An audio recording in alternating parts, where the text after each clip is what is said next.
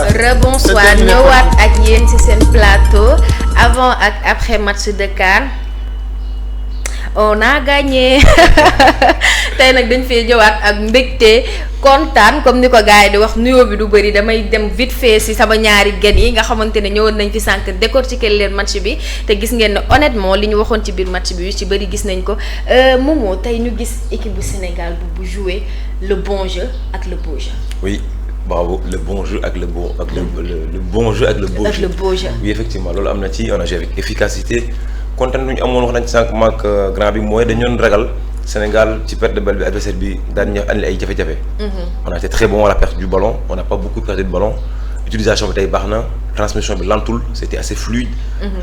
Et puis ça y avait beaucoup de verticalité. Waxoon nañ ci match bi nii il nous faudra faire courir la défense adverse seen camp boo seetee premier mi-temps bi am na benn waay bu muy tacler mu ngi xëxët ndax coono du coup il manquait encore beneen côté bële waxoon naa ni profil du joueur Elimane c'est pas quelqu'un qui va en profondeur avec le ballon mais sans le ballon lui c'est pas ça.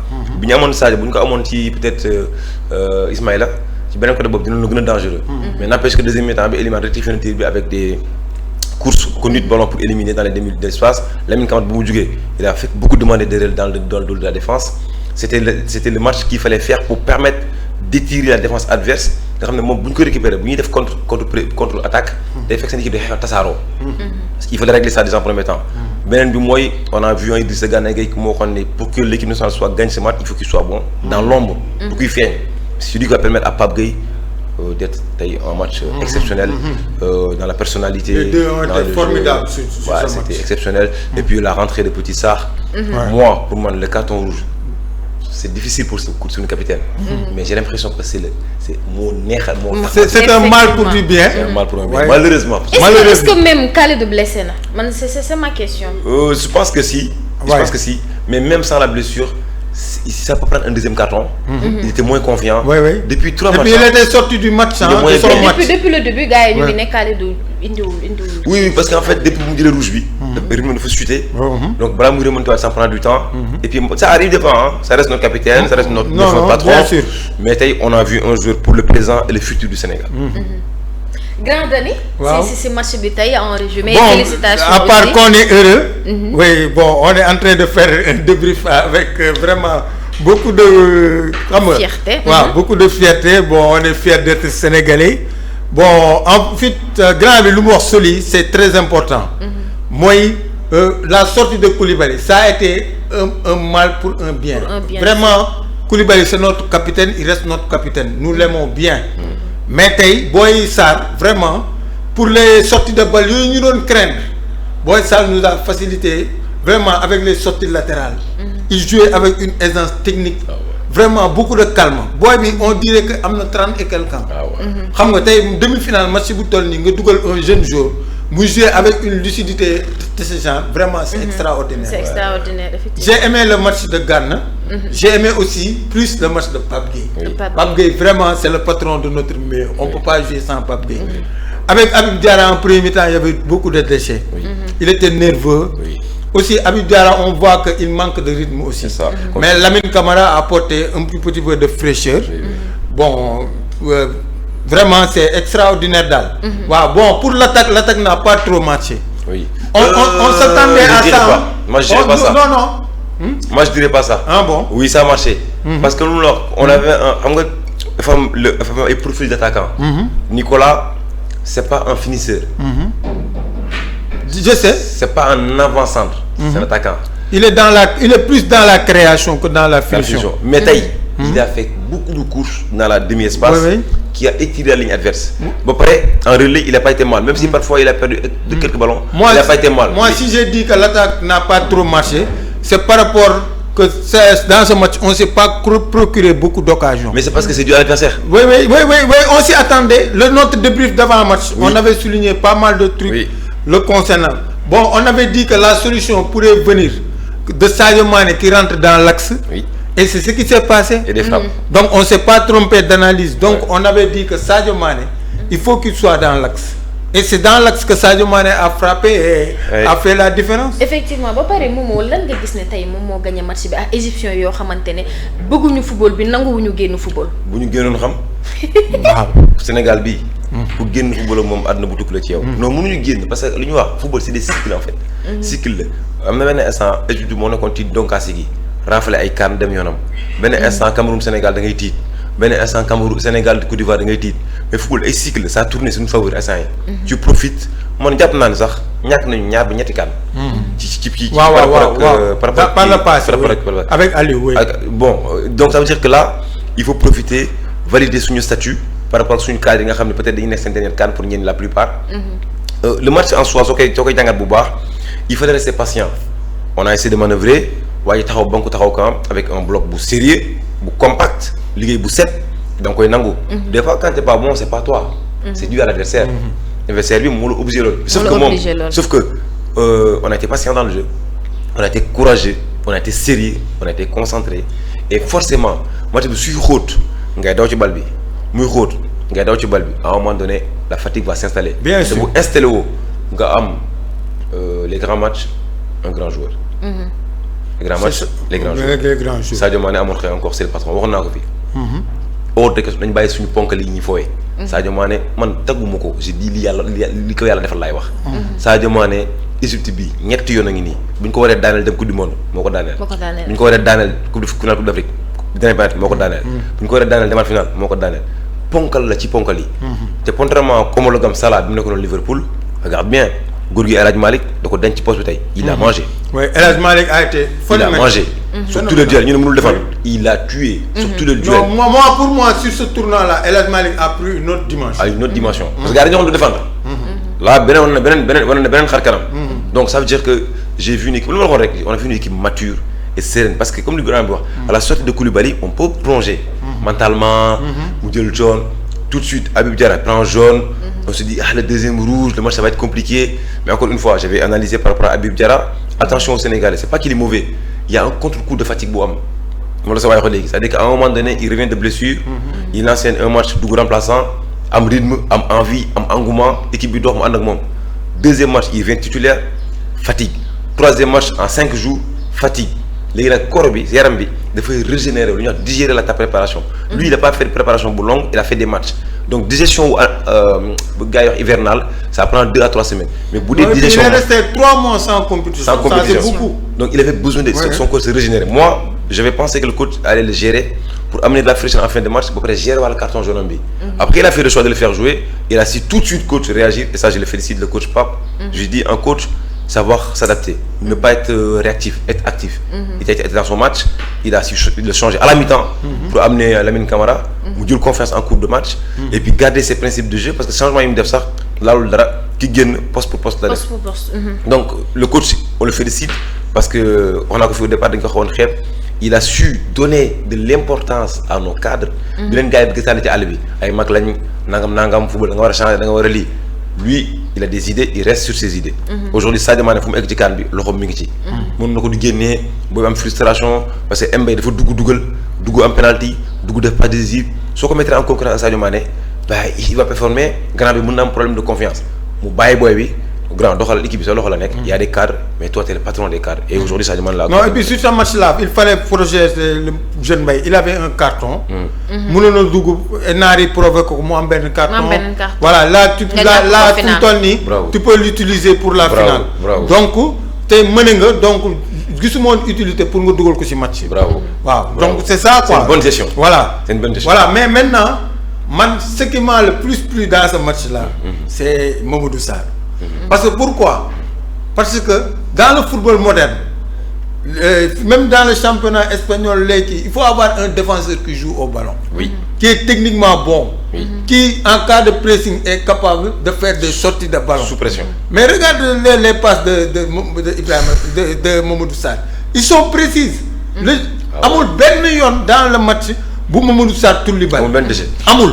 et man sax dama d'accord le fait que ñu dugal ko parce que tey jii bu fekkee Kalidou da nga ko ñàkk mu leer la ne moom mi du jouer final donc moom nga teel ko dugal mu am benn expérience bi pour bu ñëwee final bi mën a doxal. il a démontré quand il est rentré en cours de match parce que quand tu rentres en cours de match c'est pas facile que quand tu commences un match et ñaari mu dugg yëpp mais est-ce que xam nga kii il est capitaine à Strasbourg à moins de 20 ans Et Chelsea l'a payé très cher. Il est formé à Lyon. La formation lyonnaise en France, c'est une des meilleures formations.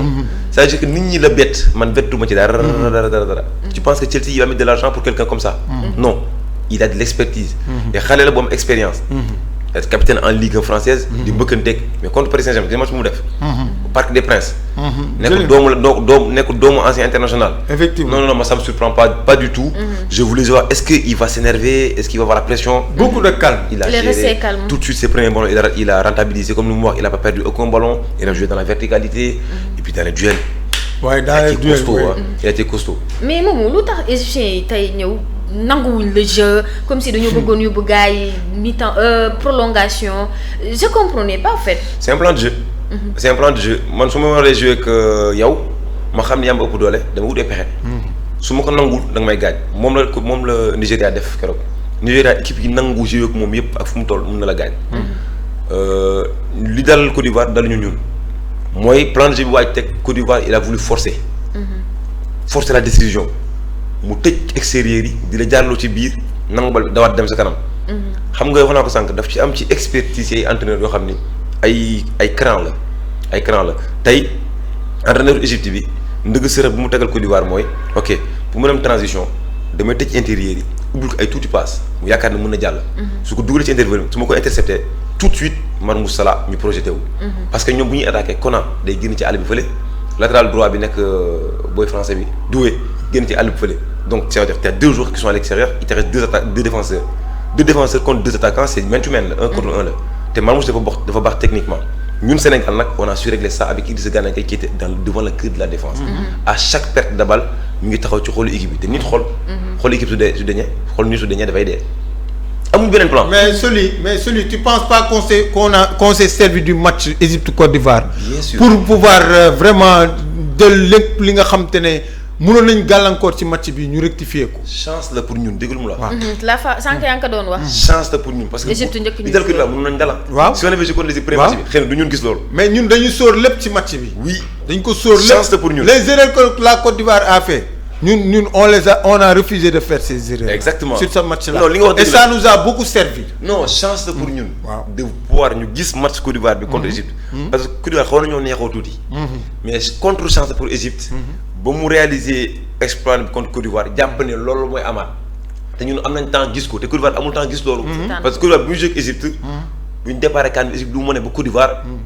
waxuma kiiwul mais. tu vois Côte d'Ivoire peut mais le fait que nga gis ko nag. ça nous a permis de se préparer. mais pour man Sénégal léegi dafa xam Égypte. bu njëkk Égypte mu daan gagné Sénégal léegi Sénégal daf koy jiitu si loolu. waaw c'est-à-dire Égypte il se pousse pour faire des erreurs. waaw des fautes waaw. léegi Sénégal lorsqu'il joue il a pris la mesure de l'Égypte. juste. waaw léegi Sénégal xam na Égypte.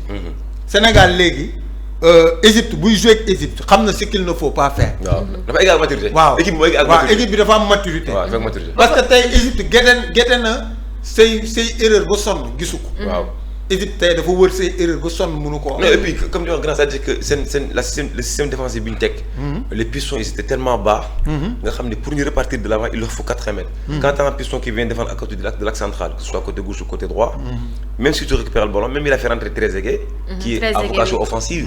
mu ñëw nekk presque piston droit mais piston gauche quasiment latéral gauche. mais là il voulait faire remonter son bloc. Il peut pas. Malheureusement Il peut pas. il n'a pas les moyens de il peut remonter. pas il peut pas Ba pare Achour inexistant. non il peut pas. il a pas son temps à se plaindre. Oui. donc booy dañu def affaire bànni tey. bu jugee ñu dóor ko mu daanu mu xëy foofu di kaas. Marmoush aussi on l'a muselé. Salah n'a pas reçu beaucoup de ballons. donc ba pare grand dani dafa am leneen lu ci positif xam nga nit boo xam ne boo koy wax day jàng ci erreur am. kooku lañ naan nit bu neex a àndal. Oui. à chaque fois sénégalais dañ doon reprocher équipe bi le fait que duñu gaaw a dugg ci match bi. Oui. dañuy xaw a kii tuuti ba gars yi jiitu la wala mën la nekk sa kaw mais tey gisuñu loolu. Tey on dañu est- gis Sénégal bu ñëw. Waaw. wan waa ji ni ko waa que ni maa la mën ñëwal rek ñu fo. waaw tey on est resté concentré du début à la fin. exactement. tey man j'ai l'impression que booy yi équipe yi leen doon def noonu dañ leen xeeboon. dëgg la. man pour man. Dëgg la. parce que tey sérieux bi ñu indi da ngay xam ne ni ñii ñëwuñu pour fo. lu leer du début à la fin ils ont été sérieux. dëgg la. xam nga ils n'ont pas été extraordinaires mais ils ont été sérieux. sérieux. parce que boo xoolee tey erreur yi ñu doon def yeneen match yi tey lu si bari defuñu ko malgré que mënul ñàkk si match. mais ils ont fait te El Hadji Malick Diouf a fait peu d'erreurs. Crépin a fait très peu d'erreurs. Gana def na ay erreurs sur le carton de Koulibaly. mais après sans nga avancer sax nga ñëwaale foofu Crépin le constant. non Crépin moom. dans cette CAN il a été monstrueux. pour moi c'est le meilleur Sénégalais. et man je dis que CAN bi dañ ko war a gagner pour moom. waaw parce que waaw mais actuellement il est en train de tout donner pour ça. moom wax na ko sax. waaw xam nga dégg ngeen interview wax na ko sax. nee na kontaan naa ci CAN bi ñu gagné bu la passé mais boobu nag mu ngi wax ni dama gaañu woon. su ma sañoon ma fekkee ko. ma fekkee kontaan naa pour sama gars yi. mais bii nii c'est-à-dire que moom dafa mel ni si éducation am sax par rapport ak fu mu jugee dans le sud. Serie A bu fekkee mu nekk gagneur. concentré constant comme ni ñu ko waxee léegi nii. je pense que si. c'est l'âme de l'équipe. Ouais, c'est en fait dans les cadres on peut le citer dans les cadres de l'équipe parce que moom c'est sa deuxième CAN. C'est sa troisième CAN. Troisième CAN. Oui, il était en 2019, en 2024 et 2026. Voilà, ça veut dire qu'il a de l'expérience. Oui, il a de l'expérience. Et Ismaël Sarr il fait des cadres. Oui. Ismaël Sarr moo fi jiitu ñoom Koulibaly. Ismaël Sarr moo leen fi jiitu. waaw ñoo defandoo premier CAN en 2010. waaw moo leen jiitu en équipe première. ça veut dire que équipe bi dafa am ay cadres yoo xam ne ñu ngi ci suuf te gars yi bàyyi ñu leen xel. moo tax man équipe dafa egg à maturité. boole ko ay xale yoo xam ne dañu insouciant. parce que hier quand tu entends Kalidou Koulibaly dire que bon nous les cadres on prend la parole mais des fois aussi on laisse les jeunes prendre la parole même Mbaye qui a 17 ans on laisse parler. comme ça ñu dégg lu mu wax ñu mun ko def benn mixte. xool lu baax. non les voyants sont verts. les voyants sont verts on avait l'objectif d'arriver pour cette match atteint maintenant lu si final bi nag mooy dem jël ko yu andi ko Sénégal. ba pare tey mënoo wax sax que ni à part Diarra mënoo wax ne joueur Sénégal bi moo flop moo deful match surtout le match de j'ai trop aimé le match de Iliman Ndiaye. waaw Iliman a été bon. sur certaines phases mais des fois il a tendance à disparaître sur le match. mais aujourd'hui il a été bon dans certaines phases. mais en fait des fois aussi dañ koy day làqatu ci match yi. waaw Sadio Mané aussi bon. benn moment il n'était pas là mais il a fait la différence parce que c'est les grands jours c'est la marque des grands jours il faut toujours les laisser sur le terrain. À un moment à un autre ils peuvent réagir. Et vraiment il a réagi au bon moment et a réussi à faire la différence. mais cette équipe pour moi. ce match-là c'est leur meilleur match. effectivement non parce qu'on cherchait un match référence. man dama ne heureusement amaguñ ko woon. match de référence amaguñ ko woon mais on va la voir. mais par contre on ne pouvait pas avoir de match de référence par rapport ak adversité bi ñu amoon. sànq yaa ngi laaj sa question bëggoon naa ci ñëw par rapport au fait que dañu Sénégal ne def ay entame de match yu baax. pourquoi Sénégal ne faisait pas des entames de match yu baax. c'est problème de considération par rapport à l'adversaire. c'est pas un manque de respect parce que ci conférence de presse yi wala ci préparation match yi da ngay dégg gars yi bu ñuy wax dañ ne bon Soudan dañ koy respecté ñun Sénégalais sax. foofu duñ ko manqué respect ndax football la nangam donc jox nañu leen respect. mais on manqué de considération maanaam cër bi nga jox Égypte. du boobu cër nga jox Soudan. moo tax mu bett la ci match bi. du boobu cër nga jox Bénin moo tax mu bett la ci match bi. non lii concentration bi boo ko joué woon équipe yooyu duñu laal suuf. duñu laal bal mais parce que adversité bi moo nekkoon en dessous. waaw bien sûr. te ba Égypte contre Côte d'Ivoire moo ñu may ñu taxaw. waaw teel a taxaw teem. non match boobu moo ñu defar. waaw kañ. parce que match boobu boo gisee ñun depuis match bi taxaw ba léegi. on alerté. alerté wuñu parce que xamuñu ñun xam nañ lu ñu am ba pare. léegi ñun les erreurs à ne pas faire. loolu mooy analyse. exactement analyse mooy analyser équipe. tu analyses les erreurs à ne pas faire. tey sa doom di nga xam ne mën na jàng. mais rek côté bi nga koy jubbanti mooy côté bi nga xam te ni bu fa jaaree day am tu n'as pas besoin de lui dire que. mën nga jàng wala kii non loolu c'est relatif. xam nga ne mën na jàng ba pare mais da nga naan ko boo jaaree yoon bi. lii moo la si fekk. lii moo bu moytoo loolu ça va lui rendre meilleur. wax na dëgg parce que xale bu mënee jàng. doo ko bàyyi ci mën jàngam rek. da nga naan ko par contre bu fekkee boo jàngul say leçons. attention. boo deful say devoirs.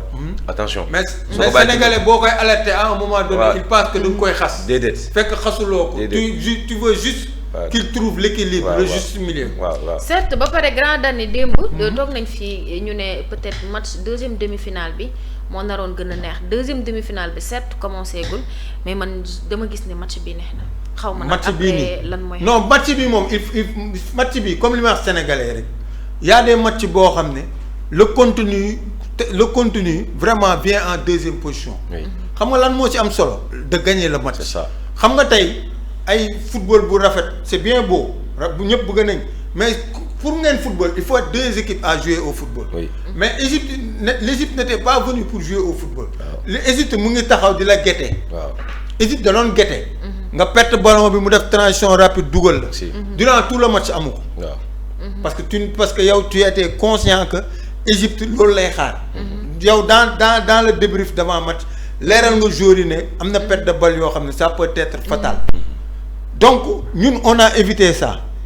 léegi dans le contenu du match ce match là il fallait être patient. match bi yàkkamti gañewu ko. songu gañewu ko ëppal il faut être patient. et on a été patient. et vraiment la comment dirais-je kii bi la victoire est venue au bout. waaw parce que am na match yoo xam ne patience moo koy gagné. effectivement xam nga dans un tournoi les matchs se suivent et ne se ressemblent pas. suñu match contre Mali tantôt ça a été un peu laborieux. match bi on a vu une bien meilleure équipe du Sénégal donc match bu nekk rek. ak contexte am les matchs se suivent et ne se ressemblent pas. effectivement tey on a été très bon malgré qu'on a marqué un seul but mais on a été très bon. waaw donc foo tolloo ci phase bu toll nii. le plus important c'est la gagne. quelle que soit la manière. effectivement di leen wax ne yéen a ngi woon seen plateau. avant ak après match de CAN bi nga xamante ne dañ koy def saa su Sénégal waree jouer xam ngeen ne match bii nga xamante ne moo si topp mënuñu koo bañ a suivre parce que moom mooy déterminer adversaire bi nga xamante ne dinañ ko am muy deuxième demi-finale bi opposé Maroc ak Nigéria gannaaw dañu yow koo bëgg a am. moi je préfère le Nigéria pour suñu supporters yi mën a dem ci stade bi def ambiance. parce que bu ñu amee Maroc. man gëm naa ne on n'aura pas assez de place. dans l'espace pour je le suis parce que lu ma wax jàngat bu xóot la. waaw si on joue Maroc.